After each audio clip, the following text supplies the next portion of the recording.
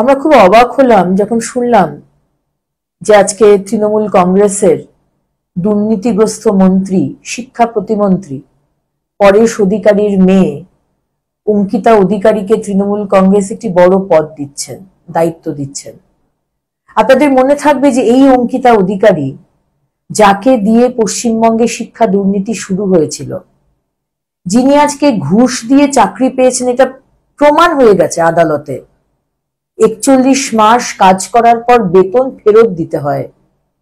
এই রকমের একজন শিক্ষিকা, যে শিক্ষক শিক্ষিকাদের আমরা বলি আজকে সমাজের গুরু, তারা আজকে সমাজকে গড়ছে, এই ধরনের দুর্নীতিগ্রস্ত মানুষ, একজন শিক্ষিকা, তাকে আজকে তৃণমূল কংগ্রেস একটি বড় দায়িত্ব দিয়েছেন।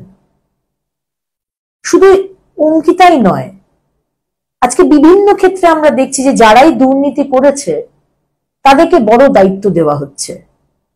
আজকে ছাত্র পরিষদের স্টেট প্রেসিডেন্ট তৃণমূল কংগ্রেসের তৃণাঙ্কুর ভট্টাচার্য, আজকে তার আগেনস্টও এই দুর্নীতির ব্লেম হয়েছিল, ব্লেম অ্যালিগেশন এসেছিল, এবং সেখানে সিবিআই নয়, পশ্চিমবঙ্গের পুলিশ তার নামে এফআইআর করে এই সেম শিক্ষা দুর্নীতি নিয়ে, যেখানে আজকে দেখা যাচ্ছে জিটিএ তে শিক্ষা দুর্নীতির সাথে তার নাম আসছে, কিন্তু সেখানেও তার কোনো শাস্তি হয়নি। এরা হচ্ছে আজকে যুবর মুখ, যে যুব সমাজকে মমতা বন্দ্যোপাধ্যায় শেষ করে দিয়েছেন, তৃণমূল কংগ্রেস শেষ করে দিয়েছেন। আজকে যুব সমাজকে কোমর থেকে তাদের কোমর ভেঙে দেওয়া হয়েছে। আজকে সেই যুব সমাজের মুখ কারা? যারা এই ধরনের দুর্নীতিগ্রস্ত মানুষ। এরা তো হচ্ছে চারা, গাছের চারা। এরা যখন মহির হয়ে বেরোয় তখন এক একটা পিসিমার ভাইপো বেরোয়।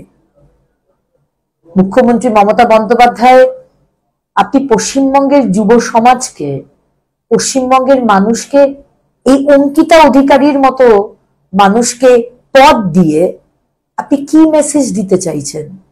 যে যত বড় তোমরা দুর্নীতি করবে, তৃণমূল কংগ্রেসে তোমরা তত বড় দায়িত্ব পাবে।